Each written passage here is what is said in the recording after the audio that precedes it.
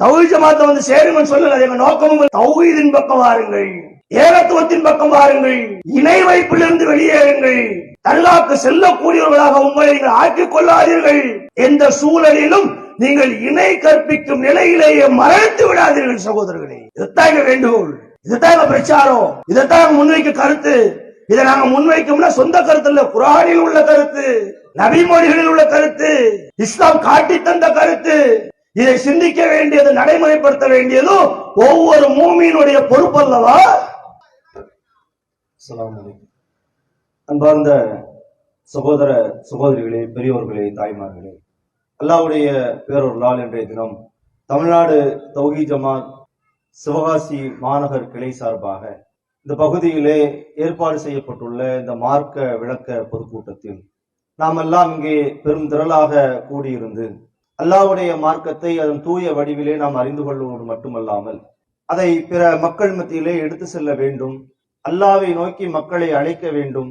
இஸ்லாமிய மார்க்கம் என்பது அல்லாஹ்விற்கு சொந்தமானது.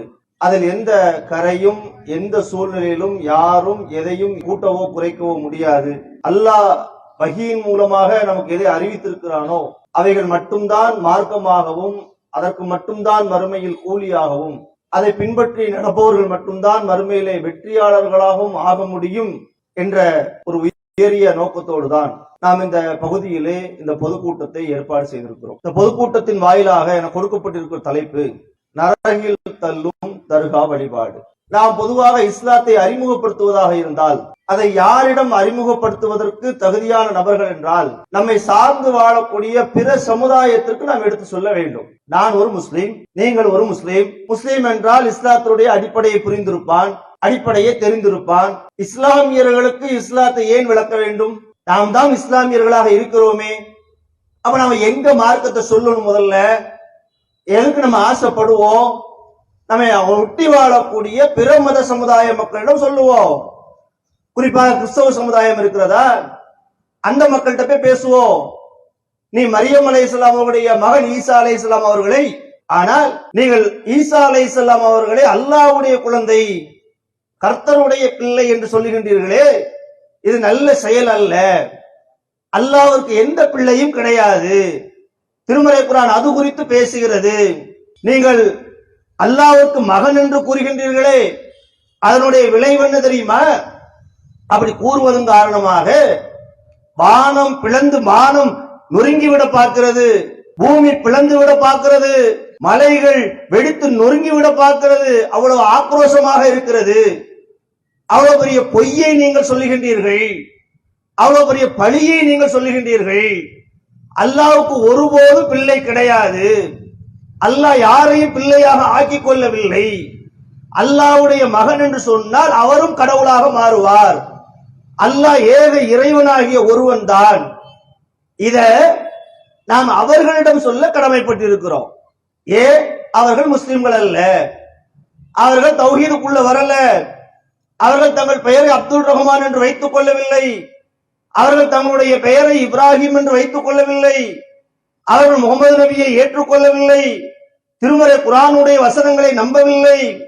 ஆகவே அந்த சமுதாய மக்கள்கிட்ட போய் நாம் இஸ்லாத்தை அறிமுகப்படுத்துகிறோம் என்று சொன்ன அதுல 100% நியாயம் இருக்கிறது. அதை நாம் மேலும் மேலும் செய்ய வேண்டும். அதுபோல நம்முடைய பிற சமுதாய மக்கள் நம் பக்கத்தை சேர்ந்து வாழ்றாங்களே, பல கடவுள் கொள்கைகளை ஏற்று நடக்கின்றார்களே, அந்த ஹிந்து சகோதரர்கள்ட்ட போய் மார்க்கத்தை சொல்லலாம், இஸ்லாத்தை சொல்லலாம். நீ இஸ்லாத்தின் பக்கம் வாருங்கப்பா, நீ சொல்லுவது போல பல கடவுள்கள் கிடையாது. பல கடவுள்கள் இருந்திருந்தால் என்ன என்பதை திருமறை குர்ஆன் சொல்லுகிறது. அந்த வசனத்தை நம்ம அவன்கிட்ட எடுத்து சொல்லலாம். லவ் கான ஃபீஹிமா ஆலிஹத்துன் இல்லல்லாஹ், அல்லாஹ்வை தவிர நீங்கள் சொல்லுவது போல பல கடவுள்கள் இருந்திருந்தால் லா ஃபஸதத்தா, அவைகள் குழப்பம் ஏற்பட்டிருக்கும், வானமும் பூமியும் ஒன்றோடு ஒன்று மோதி இருக்கும். எப்படி பல கடவுள்கள் இருக்க முடியும்? ஒரே ஒரு கடவுளாக அல்லாஹ் இருக்க போய்தான் வானமும் பூமியும் அண்ட சராசரங்களும் சூரியனும் சந்திரனும் முறையாக இயங்குகிறது, ஒரு கட்டளையின்பால் நடக்கிறது. பல கடவுள்கள் இருந்திருந்தா ஒரு கடவுள் ஒரு மாதிரி சொல்லுவாரு, இன்னொரு கடவுள் இந்த மாதிரி சொல்லுவாரு, கடவுளுக்குள்ள குழப்பம் வந்துராத, பிரச்சனை வந்துராத என்ற செய்தியை திருமறை குரானில் இருந்து இஸ்லாத்தினுடைய கோட்பாடாக அவர்களுக்கு அறிமுகப்படுத்துவதில் நியாயம் இருக்கிறது. இதெல்லாம் எங்க இருந்து பார்க்கிறோம்? நம்ம வேதனையோடு பேசுகிறோம். இந்த இடத்துல நின்று நரகில் தள்ளக்கூடிய தர்கா வழிபாடு, தர்காக்கு இஸ்லாத்துக்கு என்ன சம்பந்தம்? தர்கா வழிபாடுக்கும் இஸ்லாத்துடைய அடிப்படைகளுக்கு என்ன சம்பந்தம்? இதை எப்படி உள்ள நீங்க திணிச்சீங்க? இந்த சிறுக்கான காரியம் இஸ்லாத்தை விட்டு ஒரு மனிதனை வெளியேற்றி விடுமே. அப்துல்லா என்று பெயர் வைத்துக் கொண்டு தர்காக்கு செல்லலாமா?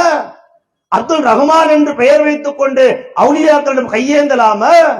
இஸ்லாத்துடைய அடிப்படையில் எங்கேயாவது சொல்லப்பட்டிருக்கிறதா? இங்கதான் நாங்க வேதனையோடு பதிவு செய்கிறோம். இந்த பகுதியில் வாழக்கூடிய மக்கள் மத்தியிலே, இந்த செய்தியை கேட்டுக்கொண்டிருக்கூடிய மக்கள் மத்தியிலே நாங்க சொல்லக்கூடிய கருத்து என்ன தெரியுமா? நாங்கள் மிக வருத்தத்தோடு தான் இந்த பொதுக்கூட்டத்தை போட்டிருக்கிறோம். ஏன்னு சொன்ன எங்களுடைய சிந்தனை வேற, எங்களுடைய நோக்கம் வேற. நாங்கள் இஸ்லாத்தை சொல்லுவதற்கு எத்தனையோ சமூகங்கள் இருக்கிறது. கடவுளே இல்லை என்று மறுக்கக்கூடிய நாத்திகரிடம் நாங்கள் பேச வேண்டி இருக்கிறது. அவர்களுக்கு கடவுளை அறிமுகப்படுத்த வேண்டி இருக்கிறது. கடவுள் இல்லாமல் எப்படி வானமும் பூமியும் வந்திருக்கும் என்பதை பற்றி எடுத்து சொல்ல வேண்டி இருக்கிறது. குஃப்ர்ல இருக்க அவன்கிட்ட பேசல, ஷிர்க்ல இருக்கக்கூடிய அவன்கிட்ட பேசல, இஸ்லாமியனா இருக்கக்கூடிய உங்களுடைய நிலைகள் சரியில்லை. நீங்கள் எடுத்து வைக்கும் வாதங்கள் சரியில்லை. நீங்கள் பின்பற்றக்கூடிய கொள்கைகள் சரியில்லை. நீங்கள் எதை இஸ்லாம் என்று சொல்லுகின்றீர்களோ அந்த இஸ்லாம் குரானிலே இல்லை. அதான செய்தி. நீங்க மார்க்கம் என்றும் இஸ்லாம் என்றும் நீங்க எதை போதிக்கிறீங்க? எதை பின்பற்றுறீங்க? யார்கிட்ட கையேந்துறீங்க? யார்கிட்ட துவா செய்றீங்க? யார் அடக்கம் பண்ணி இருக்கிறீங்க? யார் அல்லாஹ்வுக்கு இணையாக கருதுகின்றீர்கள்? இது ஏதாவது ஒன்று குரான்ல இருக்கிறதா? நபி வழிகளில் இருக்கிறதா? மார்க்கம் சொல்லுகிறதா? மார்க்கம் சொன்னதின் அடிப்படையில் தான் நாங்கள் தர்காக்களை அமைத்திருக்கிறோம் என்று யாராவது வாதிட முடியுமா? நபிகளார் காட்டிய அடிப்படையில் தான் நாங்கள் இறந்தவிட கையேந்துகிறோம் என்று யாராவது ஆதாரம் சொல்ல முடியுமா? சிந்தித்து பாருங்கள் சகோதரர்களே. நாங்கள் பேசுபவர்கள் யார் என்ற வெறுப்பை நீங்கள் பார்க்க வேண்டாம். எங்களை பற்றிய சிந்தனை உங்களுக்கு வேண்டாம். ஆனா நீங்கள் உண்மையிலேயே இஸ்லாமியர்களாக, அல்லாஹ்வை நம்பக்கூடியவர்களாக, திருமறை குர்ஆனை ஏற்றுக்கொண்டவர்களாக, நபியை இறை தூதர் என்று பின்பற்றக்கூடியவர்களாக உங்களை அறியாமலே நீங்கள் மார்க்கத்தை மாற்றி இருக்கிறீர்கள்.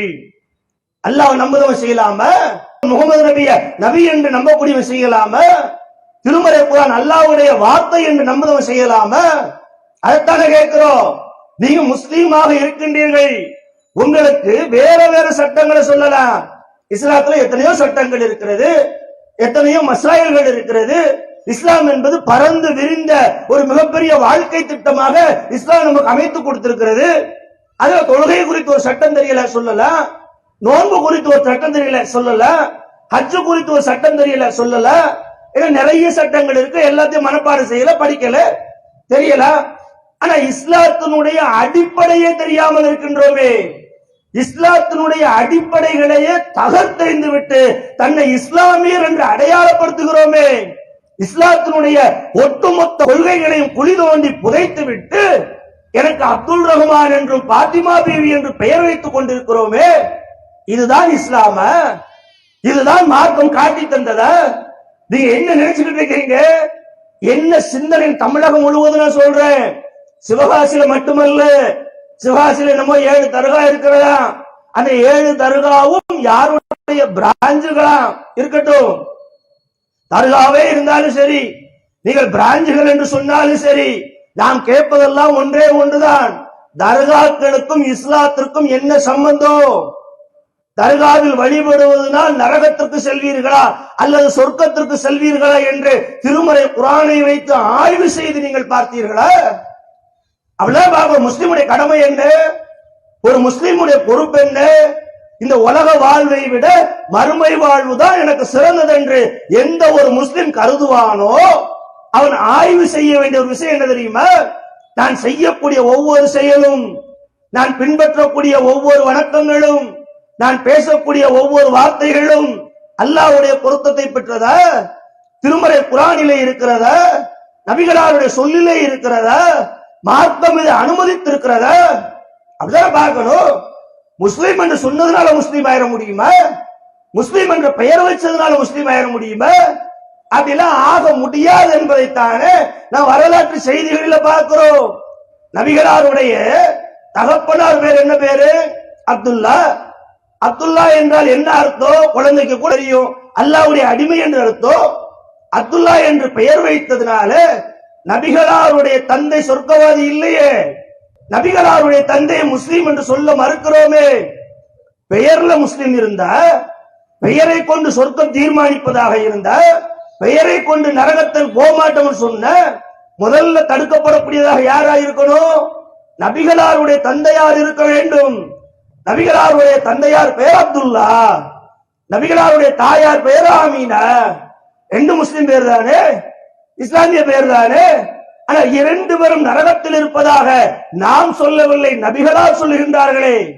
அதை சொல்லுவாங்க, நபிகளாருடைய பெற்றோருக்கு நரகம். ஆமா நரகம் தான், இதை வேணும்னா சொல்றேன், நரகத்துக்கு போகணும்னா சொல்றேன். நபிகளார் சொன்னார்கள், அல்லாஹ்வுடைய தூதர் சொன்னார்கள், என்னுடைய தாயும் தந்தையும் இஸ்லாத்துல இல்லாததன் விளைவாக அவர்கள் நரகத்திற்கு செல்லக்கூடியவர்கள் என்று அல்லாஹ்வுடைய தூதர் சொன்னார்களே. ஏன்? பெயர்ல முஸ்லீம் இல்ல, பெயரை கொண்டு முஸ்லீமாக ஒரு மனிதன் மாறிவிட முடியாது. நபிகளாரை பெற்றெடுத்ததனால் எந்த சிறப்பும் கிடையாது. அல்லாஹ்விடம் எதுக்கு சிறப்பு தெரியுமா? எதுக்கு மதிப்பு தெரியுமா? எதுக்கு கூலி தெரியுமா? உன் உள்ளத்திலே எந்த கொள்கை ஆழமாக பதிந்திருந்தது, அதைத்தான் அல்லாஹ் கேட்பான், அதைத்தான் அல்லாஹ் பார்ப்பான். இந்த உலகத்து அதெல்லாம் என்ன எதை பின்பற்றின? எனக்கு இணை கற்பித்தாயா, இல்ல என்னை மட்டும் வணங்கினாயா, இல்ல தர்காவுக்கு நீ சென்றாயா, கழுத்துல தாயத்தை அணிந்தாயா? அதான கேட்பான், அதான புரியணும். அப்ப இந்த சமுதாயம் புரிந்திருக்கிறதா? இந்த பகுதியிலே வாழக்கூடிய சொற்பமானவங்க தான் நீங்க அல்லாஹ்வுடைய கிருபையில தர்காவுக்கு செல்லக்கூடிய கூட்டங்கள் குறைந்து வருகிறது. இளைஞர்கள் மத்தியில ஒரு மாற்றம் வந்திருக்கிறது. சொல்லக்கூடிய செய்திகளை அவர்கள் குர்ஆனோடு ஒப்பிட்டு பார்க்கின்றார்கள், நபிமொழிகளோடு ஒப்பிட்டு பார்க்கின்றார்கள். பிழைப்புக்காக பல நாடுகளுக்கு பயணம் செய்யும் பொழுது அங்குள்ள இஸ்லாமியுடைய வலைமைகளை பார்க்கின்றார்கள். இந்த ஊர்ல இருந்து சொல்லலாம் இவன் குழப்பவாதின்னு, என்ன பார்த்து எப்படி போற இடங்கள்ல பாக்குறாள்ல, மக்காவுக்கு போற இடத்துல பாக்குறாள்ல. நபிகளார் அடக்கப்பட்ட இடத்துல உருசு நடந்துச்சா? நடந்து கொண்டு இருக்கிறதா? நபிகளாருடைய கபரை சுத்தி யானையை கொண்டு வந்து கொடி ஊர்வலம் நடத்தி சந்தனம் பூசி சோறு வாங்கி கொடுத்து கொட்டடிச்சு ஆடல் பாடல் கந்தூரி எடுத்து நடக்கலையே, எது இல்லையே. உண்மையிலேயே மகான்களிடம் பிரார்த்தனை செய்தால், அவுலியாவிடம் பிரார்த்தனை செய்தால் அது அவங்களுக்கு கேட்கும், அல்லாஹ்ட்ட எடுத்து சொல்லுவாங்க என்று நம்பக்கூடியவர்கள் யார பிரதானமா பார்க்கணும்? அவுலியாக்கெல்லாம் அவுலியாவாக இருக்கின்றார்களே, மகான்களுக்கெல்லாம் பெரிய மகானாக இருக்கின்றார்களே, அந்த நபிகளாரிடம் சென்று தானே கையேந்தி கேட்கணும்.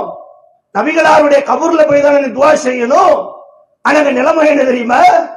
நபிகளார் அடக்கம் பண்ணப்பட்ட இடத்துல சவுதி அரசாங்கம் சில ஆட்களை நியமிச்சிருக்கும். ஏன் தெரியுமா? நம்மள மாதிரி ஊர்ல இருந்து போகக்கூடியவன், தர்கா சிந்தனை உள்ளவன், தவறான செய்திகளை கேட்டவன், அங்க ஹஜ்ஜுக்கு போன இடத்துல, மதீனாவுக்கு போன இடத்துல நபிகளாருடைய கபருக்கு சென்ற உடனே சின்ன சின்ன அவுலியாவை கண்டாலே முட்டி முட்டி மோதுறா, கண்ணில் ஒத்தி ஒத்தி வச்சுக்கிடுற, அழுது புலந்து கேட்கிற. நபிகளாருடைய ரவுலா ஷரீஃபை பார்த்தா எப்படி இருக்கும்? ஆஹா, அங்க போய் கையை ஒசத்துவான, அங்க அதுக்கு ஆள் விட்டுருப்பாங்க. யாரு? மார்க்கம் படித்தவர்கள், மார்க்கம் தெரிந்தவர்கள், இஸ்லாத்தை உண்மையாக மக்களுக்கு எடுத்து சொல்லக்கூடியவர்கள். அந்த மக்களை பார்த்து ஏந்தின கையை இறக்கி விட்டுட்டு அவர்களுக்கு அங்க எடுத்து சொல்லப்படும், இது அல்லாஹ்வுடைய தூதர் அடக்கம் பண்ணப்பட்ட இடம் தான். ஆனா பிரார்த்தனை செய்வதாக இருந்தால் அல்லாஹ்ட்ட கேளு. இந்த முகம்மது அல்லாஹ்வுடைய அடிமைதான். செய்தி எங்க போது பாருங்க. நாம் எங்கே திசை திருப்பப்படுகின்றோம், நம்முடைய கொள்கைகள் எங்கே குழி தோண்டி பறிக்கப்படுகிறது. இந்த உலகத்தில் கிடைக்கக்கூடிய சில ஆதாயங்களுக்காக, உலக ஆதாயங்களுக்காக, உலக நலங்களுக்காக, தர்காக்களில் கிடைக்கக்கூடிய உண்டியல் வருமானங்களுக்காக மூமின்களை முஸ்ரிக்குகளாக மாற்றக்கூடிய, மூமின்களை இதை கற்பிப்பவர்களாக மாற்றக்கூடிய எத்தனை கேடுகட்ட செயல்கள் நடக்கிறது. இதை பார்த்து நாம் கொந்தளிக்க வேண்டாமா? கோபம் கொள்ள வேண்டாமா? வெட்கப்பட வேண்டாமா? நம்முடைய சமுதாயத்தின் மீது, நம்முடைய அண்டை வீட்டுக்காரன் மீது, நம்முடைய குடும்பத்தார் மீது நாம் கவலை கொள்ள வேண்டாமா? அந்த கவலை நம்மிடம் மேம்பட போய்த்தான் இங்க நின்று இந்த செய்தியை சொல்றோம். ஏன் சொல்றோம்? நம்முடைய சொந்தமாக வாயில மடிந்து எடுத்து சொல்லல, குர்ஆன் சொல்லுது, நபிமார்களுடைய வாழ்வியல் சொல்லுது, நபிமார்களுடைய போதனைகள் சொல்லுது, நபிமார்கள் காட்டி தந்த எல்லா செய்திகளும் பேசுகிறது. நல்லா நினைச்சு பாருங்க, குர்ஆன் எடுத்து பற்றி பாருங்க. அல்லாஹ் திருமறை குர்ஆன்ல எத்தனையோ நபிமார்களை பட்டியலிடுகின்றான். எல்லா சமுதாயத்திற்கும் நபிமார்களை அல்லாஹ் அனுப்புனா, இந்த சமுதாயத்திற்கு அனுப்பப்பட்ட நபிமாருடைய வேலை என்ன? எதை போதிச்சாங்க? எல்லா நபிமார்களும் ஒற்றை வார்த்தையில் உறுதியாக நின்றார்கள். அந்த வார்த்தையில் மாற்றமே கிடையாது. அது என்ன வார்த்தை தெரியுமா? அல்லாஹ் தௌபுது இல்லல்லாஹ், நீங்கள் அல்லாஹ்வை தவிர வேறு யாரையும் வணங்கக்கூடாது. இதான் நபிமார்கள் கொண்ட செய்தி. நூஹ் அலைஹிஸ்ஸலாம் இதைத்தானே சொன்னாங்க, மூசா அலைஹிஸ்ஸலாம் இதைத்தானே சொன்னாங்க, இப்ராஹிம் அலைஹிஸ்ஸலாம் இதைத்தானே சொன்னாங்க, இஸ்மாயில் அலைஹிஸ்ஸலாம் இதைத்தானே சொன்னாங்க, நபி ஈசா இதைத்தானே சொன்னாங்க, நம்முடைய தூதர் முகமது நபி ஸல்லல்லாஹு அலைஹி வஸல்லம் இதைத்தானே சொன்னாங்க. சொன்ன செய்தி என்ன? நீங்கள் அல்லாஹ்வை வணங்கணும், அல்லாஹ்வை தவிர வேறு யாரையும் வணங்க கூடாது, அல்லாஹ்வுக்கு எதையும் இணையாக்க கூடாது, அல்லாஹ்வை போல எதுவும் இல்லை, அல்லாஹ்வை போல ஆற்றலை மனிதர்கள் பெற முடியாது. திரும்ப திரும்ப சொன்னாங்கல்ல. நான் சொன்னா நீங்க புறக்கணிக்கலாம், ஜமாத்து சொன்னா நீங்க புறக்கணிக்கலாம். நபிமார்கள் சொன்னாங்களே, நபிமார்கள் போதிச்சாங்களே, நபிமார்கள் மக்களை நோக்கி அழைத்தார்களே. எந்த மக்களை பார்த்து? இது போல சூழ்நிலை அன்னைக்கே இருந்தது. அல்லாஹ்வை நம்பினா கூட அல்லாஹ்விடம் எங்கட நெருக்கத்தை ஏற்படுத்தி தருவார்கள், அல்லாஹ்விடம் பரிந்து பேசுவார்கள் என்று அல்லாஹ்வுடைய ஆற்றலை இறந்து போன மனிதர்களுக்கு கொடுக்கக்கூடிய நிகழ்வுகள் நடந்தது. இதைத்தான் நபிமார்கள் கண்டித்தார்கள், இதைத்தான் நபிமார்கள் சீர்படுத்தினார்கள், இதற்கு எதிராகத்தான் நபிமார்கள் பிரச்சாரம் செய்தார்கள். இந்த ஷிர்க்குக்கு எதிராக மக்களை அழைக்கக்கூடிய பணியை ஒவ்வொரு நபிமாரும் திறம்பட செய்தார்கள். இதை படிச்சோமா? இதை தெரிஞ்சோமா? இதை சிந்திக்கிறோமா? நபிமார்கள் என்ன சொன்னாங்களாவது என்னைக்கா குர்ஆன் எடுத்து பார்த்திருக்கோமா? ஹதீஸ்களை திருப்பி பார்த்திருக்கிறோமா? மற்ற மற்ற செய்திக்கெல்லாம் ஆர்வம் காட்டக்கூடிய இந்த இஸ்லாமிய சமூகத்தை சார்ந்தவன் நாளை மறுமையிலே எனக்கு நிரந்தரமான ஒரு வாழ்வு இருக்கிறது, நான் அல்லாஹ்வுக்கு இணை வைக்கக்கூடிய காரியத்தை செய்து நரகத்திற்கு சென்று விட்டால் அதுவும் எனக்கு நிரந்தரம், நான் அல்லாஹ்வுக்கு இணை வைக்காமல் மூமினாக மரணித்தால் நான் சொல்லு சொர்க்கமும் எனக்கு நிரந்தரம். இந்த உலகத்துல ரெண்டுமே டெம்பரவரி. ஒரு மனிதனுக்கு துன்பம் வருதுன்னு வச்சுக்கோங்களேன், டெம்பரவரி. ஒரு மனுஷனுக்கு இன்பம் வருதுன்னு வச்சுக்கோங்களேன், டெம்பரவரி. இங்க உலகத்துல எல்லாமே குறைந்த கட்டம், டெம்பரவரி தான். மறுமை டெம்பரவரியா? மறுமையினுடைய வாழ்வு டெம்பரவரியா? நீங்கள் அல்லாஹ்வுக்கு இணை வைக்காமல் உங்களுடைய மரணத்தை நீங்கள் தௌஹீதிலேயே கழித்திருந்தால், ஏக இறைவனுக்கு எந்த இணையும் கற்பிக்காமல் அல்லாஹ்வை மட்டும் வணங்கக்கூடியவராக நீங்கள் மரணத்தை சந்தித்திருந்தால், நீங்கள் ஒரு முஸ்லீமாக, நீங்கள் ஒரு மூமீனாக, நீங்கள் இறைவனுடைய சந்தோஷத்தை பெற்றவனாக, இறை பொருத்தத்திற்கு உள்ளானவனாக உங்களுடைய மரணம், உங்களுடைய உயிர் கைப்பற்றப்பட்டால் நீங்கள் செல்லும் சொர்க்கம் என்பது உங்களுக்கு நிரந்தரமானது. சொர்க்கத்தை குறித்து அப்படித்தான் குர்ஆன் பேசுது. காலிதீன ஃபீஹா, அதில் அவர்கள் நிரந்தரமாக இருப்பார்கள்.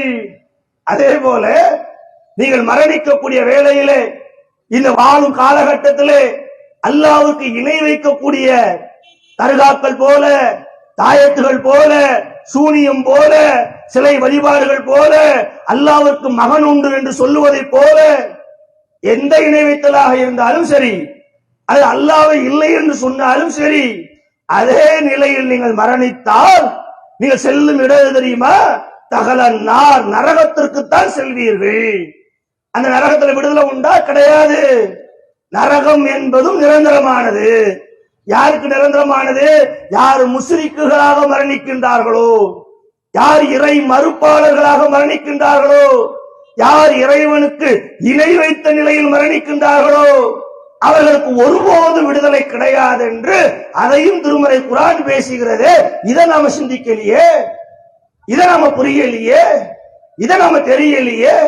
யாரோ அஜர்த்து சொன்னாரு நம்புறோமே, ஊர் சொன்னுச்சு நம்புதோமே, சமுதாயம் சொன்னுச்சு நம்புதோமே. இதையெல்லாம் நம்பக்கூடிய நீங்க திருமறை குர்ஆனை நம்புகின்றீர்களா? திருமறை குர்ஆனை ஆய்வு செய்கின்றீர்களா? திருமறை குர்ஆனில் இந்த செய்தியை எடுத்து அவர்களிடம் நீங்கள் விளக்கம் கேட்கின்றீர்களா? வேட்டுகளை வெடித்து விளக்குகளை பத்த வைத்து இது போன்ற நிகழ்வுகளை நடத்துவதற்கு நபிகளாரிடம் ஏதாவது ஆதாரம் உண்டா? கேளுங்க. நீங்க கேட்கணும். உங்களை கூப்பிட்டாங்க, நம்மளை கூப்பிடுமா? கூப்பிடுறீங்களா? சிறத்து நபிகள் நாயகம் செஞ்சாங்களா? அல்ல நபிகளாருக்கு நபித்தோழர்கள் செய்தார்களா? எதுவுமே இல்லையே. நபிகளார் அவர்களுக்கு முன்பு வாழ்ந்தவர்களுக்கும் செய்யல, நபிகளாருக்கு மற்றவங்களும் செய்யல. நபிகளாருடைய கபர்ஸ்தானம் இன்னைக்கும் கண்ணு முன்னால இருக்கு, டிவியில பாக்குறோம். அவ நாம் ஏமாற்றப்படுகிறோமா இல்லையா? நாம் வழிகெடுக்கப்படுகிறோமா இல்லையா? நாம் முட்டாளாக்கப்படுகிறோமா இல்லையா? யாருடைய சுய நலன்களுக்காகவோ நம்முடைய மறுமை வாழ்வு சீரழிக்கப்படுகிறதா இல்லையா? ஏன் பேசலாம் தெரியுமா? எங்க ஆங்க பெற்ற நேர்வழி நீங்க பெறணும் இல்ல, நீங்களும் சொர்க்கம் வரணும் இல்ல, உங்களுக்கும் நரகத்திலிருந்து விடுதலை கிடைக்கணும் இல்ல.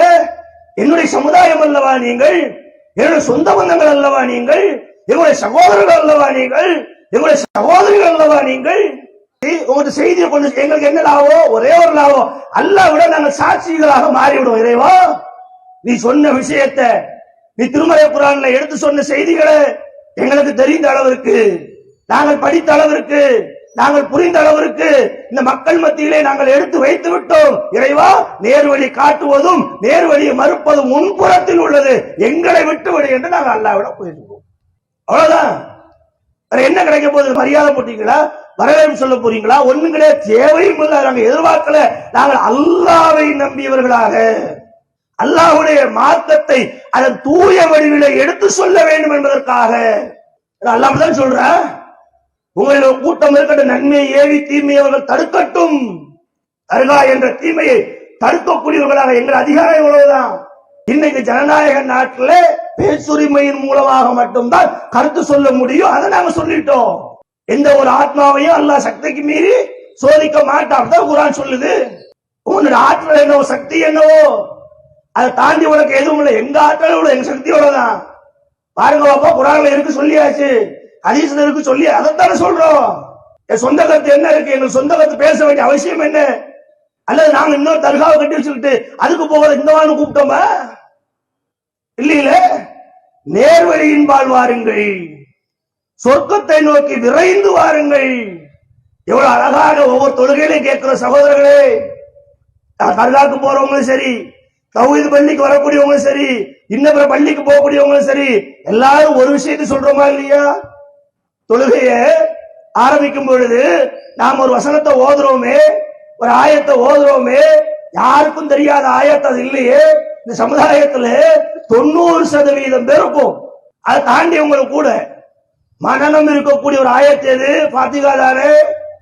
அல்ஹம்துலில்லாஹி ரப்பில் ஆலமீன் அர்-ரஹ்மானிர் ரஹீம் மாலிகி யௌமித்தீன் அழகாக சொல்லிட்டு அடுத்து பேசுறோமே, இய்யாக நஅபுது வ இய்யாக நஸ்தஈன். இறைவா, உன்னையே நாங்கள் வணங்குகிறோம், உன்னிடமே உதவியும் தேடுகிறோம் என்று பள்ளிவாசலுக்குள்ள நின்று அல்லாஹ்வுக்கு முன்பாக அவனிடம் சொல்லிவிட்டு அப்படிதான் சொல்றோம். நீங்க அரபில சொன்னாலும் அர்த்தம் தானே, அர்த்தம் இருக்கதானே செய்யுது. ஈயாக்க நஅபுது வ ஈயாக நஸ்தஈன், உன்னையே வணங்குகிறோம் அல்லாஹ், உன்னை தவிர நாங்க யாரையும் வணங்கல, உன்னிடமே உதவி தேடுகிறோம் சொல்றோமா? பேசுறோமா?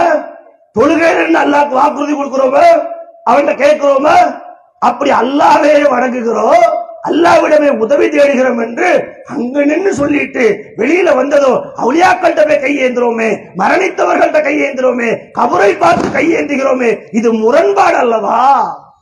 ஒரு கருத்து இது எப்படி உங்களால ஜீரணிக்க முடியுதுன்னு நான் கேட்கிறேன்.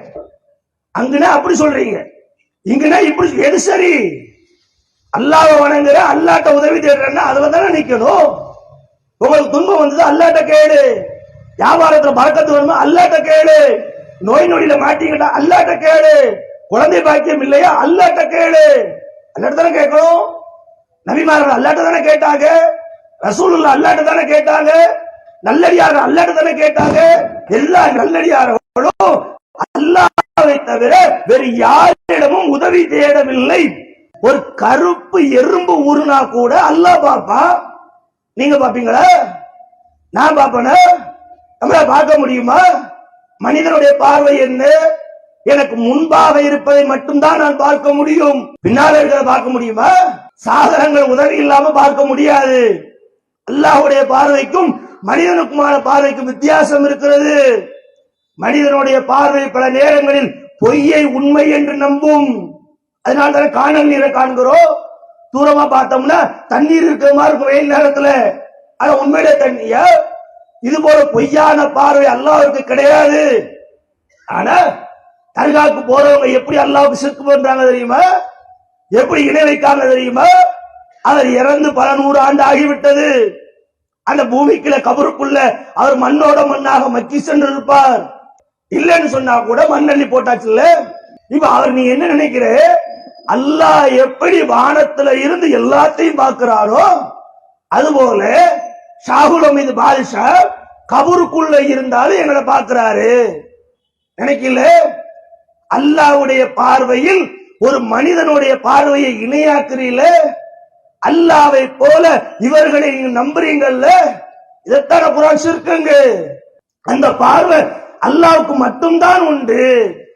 அல்லாஹ்வை தவிர வேறு யாரும் அப்படி பார்க்க முடியாது. நபிமார்களை பார்க்க முடியாது. நபிகளார் இன்னைக்கு கபூர்ல அடக்கம் பண்ணியாச்சு. 14 போயிருக்கிறோம். நம்மளை பார்க்க முடியுமா? நாம கபூரை பார்க்கிறோம், அவங்க நம்மளை பார்க்க முடியாது. அப்ப நபிமார்களுக்கு அதுதான் கெதி என்றால், நீங்க அடக்கம் செய்யப்பட்ட ஒரு தனி மனிதரை அவர் அவுலியாவா இல்லையா என்பது 2வது கருத்து. ஒரு வாரத்துக்கு அவுலியாவாகவே இருக்கட்டுமே, அவுலியாவாகவே இருந்தாலும் அல்லாஹ் மாதிரி பார்க்க முடியுமா? அல்லாஹ் மாதிரி கேட்க முடியுமா? அல்லாஹ்வுக்கு கேள்வித்திறன் உண்டு. எப்படி கேட்கிறான்? இந்த உலகத்துல வாழக்கூடிய ஒட்டுமொத்த மக்களும் ஒரே நேரத்துல அல்லாஹ் என்று கையை தூக்குன அவ்வளவு ஒரு வார்த்தைக்கும் அல்லாஹ் பதிலளிக்கக்கூடியவன். ஒவ்வொருத்தருக்கும் தனித்தனியாக பதிலளிக்கக்கூடியவன். மனிதன் அப்படியா? நான் அப்படி பேச முடியுமா? நான் ஒருத்தன் பேசுறேன், நீங்க எல்லாரும் கேட்கிறீங்க. நீங்க எல்லாரும் அங்க ஆளாளுக்கு பேசுனீங்கன்னா எது எனக்கு புரியும்? அவ மனிதனுடைய கேள்வித்திறனை கொண்டு அல்லாஹ்வுடைய கேள்வித்திறனில் அந்த அவுலியாக்கள் மூலமாக இவங்க இணைக்கின்றார்கள். அதுதான் இணை வைத்தல். கபரை சுத்தி நின்று கொண்டு அடக்கம் பண்ண பிறகு 17 போர்வையை போத்திய பிறகு கபரை சுத்தி, அது கபர் இங்க இல்ல, பிராஞ்சா இங்க இருந்து கொண்டு நாங்க நாகூர் ஆண்டவரே என்று கூப்பிட்டால் அவருக்கு கேட்கும் நம்புறீங்கல்ல, அதுதான் அல்லாஹ்வுக்கு இணை வைக்கிறது. அல்லாஹ்வை போல அவர் கேட்கிறார் என்ற உங்கள் சிந்தனை இருக்கிறது, உங்கள் நம்பிக்கை இருக்கிறது. இந்த நம்பிக்கையைத்தான் திருமறை குர்ஆன் வன்மையாக கண்டிக்கிறது. திருமறை குர்ஆன் இணை வைத்தல் என்று பேசுகிறது. திருமறை குர்ஆன் இந்த பாவத்திற்கு நிரந்தரமான நரகம் என்று போதிக்கிறது. இப்ப யார் சிந்தனையை நோக்கி வரணும்? யாருக்கு இந்த சிந்தனை அவசியம்? நமக்கு தானே அவசியம். அல்லாஹ் யாரு? அல்லாஹ்வுடைய ஆற்றல் என்ன? அல்லாஹ்வுடைய தன்மை என்ன? அல்லாஹ் எவ்வளவு பெரிய விஷயங்களை அவன் நிகழ்த்தி கொண்டிருக்கிறான். அவன்கிட்ட போய் நம்ம அவுலியாவை நிறுத்துறோமே, அவன்கிட்ட போய் பரிந்துரை பண்ண சொல்லி கேட்கிறோமே. அவுலியாட்ட அதை சொல்றேன், நாங்க அவுலியாவை வணங்கல, எங்களுக்காக அல்லாஹ்விடம் பரிந்துரை பண்ண சொல்லியா? அல்லாஹ் உனக்கு தெரியாதா? இல்ல ஒன்னே அல்லாஹ்வுக்கு தெரியாதா? அவனைத்தான் எல்லாருக்கும் தெரியுமே. எல்லாரையும் அல்லாஹ் அறிந்தவன் தானே. எல்லாருடைய பிரார்த்தனைகளை அவர் செவியேற்பவன் தானே. மைஸ்ருக்கு பில்லாஹ், யார் அல்லாஹ்விற்கு இணை வைக்கின்றார்களோ ஃபக்கத் ஹர்ரமல்லாஹு அலைஹில் ஜன்னah, அவருக்கு அல்லாஹ் சொர்க்கத்தை தடை செய்து விட்டான். எவ்வளவு பெரிய வார்த்தை பாருங்க. சாதாரணமா நினைக்கிறீர்கள். கோபத்துல எல்லாம் பேசல, வெறுப்புல எல்லாம் பேசல.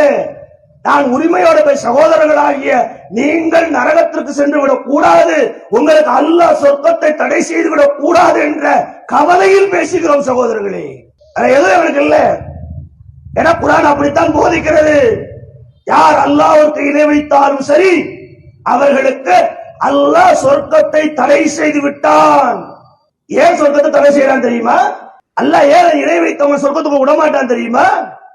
யார் அல்லாஹ்வுக்கு இணை கற்பிக்கின்றார்களோ அவர்கள் குறித்து அல்லாஹ்வுடைய பார்வை என்ன தெரியுமா? குர்ஆன் சொல்லுகிறது, இன்னமல் முஸ்ரிகூன, யார் அல்லாஹ்விற்கு இணை கற்பிக்கின்றார்களோ, நஜசுன், அவர்கள் அசுத்தமானவர்கள். குர்ஆன் எடுத்து படிங்க. வெள்ளச்சுப்பா போட்டிருக்கிற நீ உடல் அளவுக்கு வெள்ளையாக இருக்கலாம், உங்கள் உள்ளத்தில் இணை வைக்கக்கூடிய செயல் இருந்தால், அல்லாஹ்விற்கு இணை வைக்கக்கூடிய காரியங்கள் இருந்தால், அல்லாஹ்வுடைய பண்பை, அல்லாஹ்வுடைய அந்தஸ்தை பிற மனிதர்களுக்கு கொடுக்கக்கூடிய கொள்கை இருந்தால், நான் சொல்லவில்லை, குர்ஆன் பேசுகிறது, நீங்கள் அசுத்தமானவர்கள், அசுத்தமானவர்களை சொர்க்கம் ஒருபோதும் ஏற்றுக்கொள்ளாது. நாங்க எல்லாம் சொல்ல வேண்டிய அவசியம் இல்லை, குர்ஆன்ல இருக்கல. நஜசுங்கிற அசிங்கமானவன், நீ எவ்வளவு பெரிய பணக்காரனாக இருந்தாலும் சரி, எவ்வளவு பெரிய படை பட்டாளங்களோடு இருந்தால், அல்லாஹ்வுடைய பார்வையில நீ சிறுக்கு வைக்கிறியா, இணை வைக்கிறியா, தர்காவுக்கு போறியா, தாயத்து கட்டுறியா, மந்திரிக்கிறியா, சூனியத்தை நம்புறியா, நஜஸ், நீ அசுத்தமானவன். நஜீஸ் நாம் பாஷை சொல்லுவோம், நஜீஸ் என்னன்னு, நஜீஸ் எதை சொல்லுவோம்? நஜீஸ்ங்க வார்த்தைக்கு இஸ்லாமிய சமுதாயத்துக்கு அர்த்தம் தெரியாம இருக்குமா? அல்லாஹ் சொல்றாரு, குர்ஆன் சொல்லுது, நீங்கள் இணை வைப்பை விட்டு வெளியேறும் வரை நீங்கள் நஜீஸானவர்கள் தான். நீங்கள் எப்பொழுது இணை வைப்பை விட்டு வெளியேறி ஏக இறைவனை மற்றும் நம்பக்கூடியவர்களாக, ஓரிரு கொள்கையை மற்றும் ஏற்று நடக்கக்கூடியவர்களாக, அல்லாஹ்விற்கு எந்த இடத்திலும் இணை கற்பிப்பவர்களாக இல்லாமல் இருக்கின்றீர்களோ, அன்றைக்கு தான் நீங்கள் தூய்மையாகின்றீர்கள். அது வரைக்கும் தான். அப்ப நஜீஸாக நான் இருக்கணுமா? தர்காவுக்கு சென்று என் அமலை நாசமாக்கி, என் கொள்கையை நாசமாக்கி, என்னுடைய வணக்கத்தை நாசமாக்கி, கேட்கிறேன், இவ்வளவு பெரிய பாவம் நடக்கிறது, இந்த பாவத்தை விட்டு மக்களை காப்பாற்ற வேண்டும் என்று எத்தனை பேர் குரல் கொடுக்கிறோம், எத்தனை பேர் பேசுறோம், மற்ற விஷயங்களுக்கெல்லாம் ஓடி வரோமே, நமக்கு எதிராக நம் கண்ணும் முன்னால நிற்கிறாங்களே சங் பரிவார கூட்டங்கள், அவர்களுக்கு நாம் தான் எதிரி.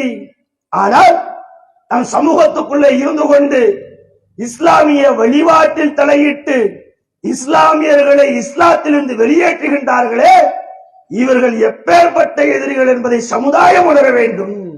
அதோட கேவலம், அதோட மோசம். அவன் என்ன செய்வான்? அதிகபட்சமா செயல போடுவான், இல்ல 2 பேரும் அடிச்சு கொள்ளுவான். அல்லாட்ட நம்ம நிம்மதியா போயிடலாம் இல்ல. ஆனா தாங்களை இஸ்லாமியர்கள் என்று கூறி, முஸ்லீம் என்று கூறி, ஆலிம்கள் என்று கூறி, பட்டம் பெற்றவர்கள் என்று கூறி, நம்முடைய கொள்கைகளை சீரழித்து குளிதோண்டி புதைத்து தர்காவின் பக்கம் இழுத்து சென்று நம்மை நரகத்தை நோக்கி அழைக்கிறார்களே, இவர்கள் யார்? இதை புரியுங்க. முதல்ல 2 பேரும் கட்டில வச்சு பாருங்க, எல்லாத்தையும் ஒண்ணுதானாரோ, அதை விட இது ஆபத்துங்கிற, இது மோசம்ங்கிற. கோயிலும் இல்லாம சர்ச்சும் இல்லாம இஸ்லாத்தின் பெயராலே இன்னொரு இணை வைத்தலை நிகழ்த்தி நடைமுறைப்படுத்தி உருஸ் எடுத்து கந்திரி எடுத்து அவுலியாக்களும் கையேந்துங்கள், அவுலியாக்களுக்கு சந்தனம் பூசுங்கள் என்று நம்மை இணை வைப்பாளர்களாக இந்த சமுதாயத்தில் உள்ள ஆண்களையும் பெண்களையும் இளைஞர்களையும் சீரழிக்கின்றார்களே, இவர்களுக்கு எதிரான அல்லவா முதல் குரல் கொடுக்க வேண்டும். முதல்ல அதை செய்யுங்க. எது ஆபத்து, எது மறுமை வாழ்வை நாசப்படுத்தும், மற்ற விஷயங்கள்ல நரகத்துக்கு அல்ல மன்னிக்கக்கூடிய மன்னிக்கவே மாட்டாரு. நிரந்தர நரகத்தை நோக்கி மக்களை இழுத்து செல்லக்கூடிய ஒரு காரியத்தை ஒரு சமூகம் என்ற பெயரிலே, தான் படித்தவர்கள் என்ற பெயரிலே, தன்னுடைய பெயரை இஸ்லாமியர் பெயராக சூட்டிக் கொண்டு ஒட்டுமொத்த சமூகத்தில் ஒரு தீமையை புகுத்த நினைக்கின்றார்களே, இவர்களுக்கு எதிராக இந்த சமூகம் அளித்தத வேண்டாம. நான் தௌஹீத் ஜமாத் பக்கம் வாங்க சொல்லல, தௌஹீத் ஜமாத்தை சேருங்கன்னு சொல்லல. அது எங்க நோக்கமும் இல்லை, ஆசையும் இல்லை, அது எங்க சிந்தனையும் இல்லை. தௌஹீதின் பக்கம் வாருங்கள், ஏகத்துவத்தின் பக்கம் வாருங்கள், இணை வைப்பிலிருந்து வெளியேறுங்கள், தர்காவுக்கு செல்லக்கூடியவர்களாக உங்களை நீங்கள் ஆக்கிக் கொள்ளாதீர்கள். எந்த சூழலிலும் நீங்கள் இணை கற்பிக்கும் நிலையிலேயே மறைத்து விடாதீர்கள் சகோதரர்களே. இதுதான் வேண்டுகோள், இதுதான் பிரச்சாரம், இதைத்தான் முன்வைக்க கருத்து. இதை நாங்க முன்வைக்கோம்னா சொந்த கருத்து இல்ல, குர்ஆனில் உள்ள கருத்து, நபிமொழிகளில் உள்ள கருத்து, இஸ்லாம் காட்டி தந்த கருத்து. இதை சிந்திக்க வேண்டியது, நடைமுறைப்படுத்த வேண்டியதும் ஒவ்வொரு மூமியினுடைய பொறுப்பு அல்லவா? நாம தான் சிந்திக்கிறோம், இந்த சமுதாயம் தானே சிந்திக்கிறோம். நீங்க நினைக்கிறான் அல்லாஹ் இணை வைக்கக்கூடிய பாவத்தை மன்னிக்கவே மாட்டான்.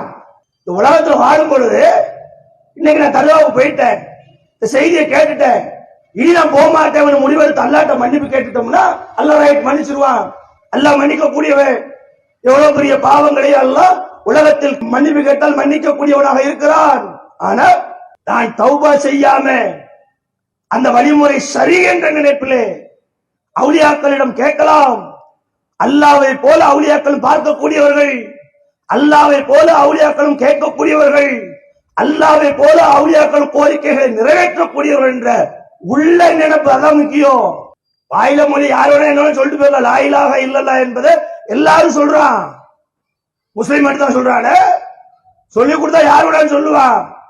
மதுரை ஆதீனம் கூட சொல்றாரு, சங்கராச்சாரியார் கூட சொல்லுவாரு. ஆனா லா இலாஹ இல்லல்லாஹ் என்ற அதுக்கு என்ன அர்த்தம்னு புரிஞ்சீங்களா? அதை உள்ளத்தால ஏற்றீர்களா? உள்ளத்தால் ஏற்றதை அமல்களில் நடைமுறைப்படுத்தினீர்களா? அதனால அர்த்தம் லா இலாஹ இல்ல, அல்லாஹ்வை தவிர வேறு கடவுள் இல்லை. அதே கடவுள்ல யாரு?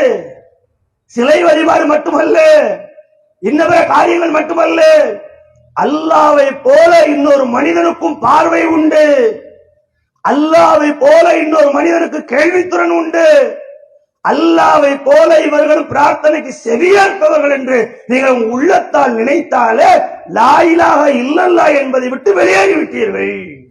உண்டா இல்லையா?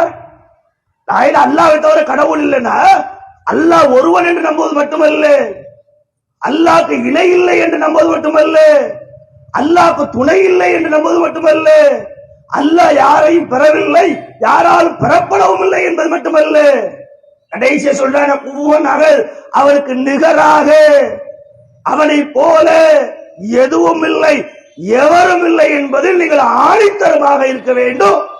இந்த கடைசி என தருகா நம்மளை தகர்த்தருகிறது. அப்ப இந்த இணையத்தில் எப்படி அல்லாஹ் மன்னிப்பா? அல்லாஹ் எப்படி மன்னிக்க கூடியவனாக இருப்பா?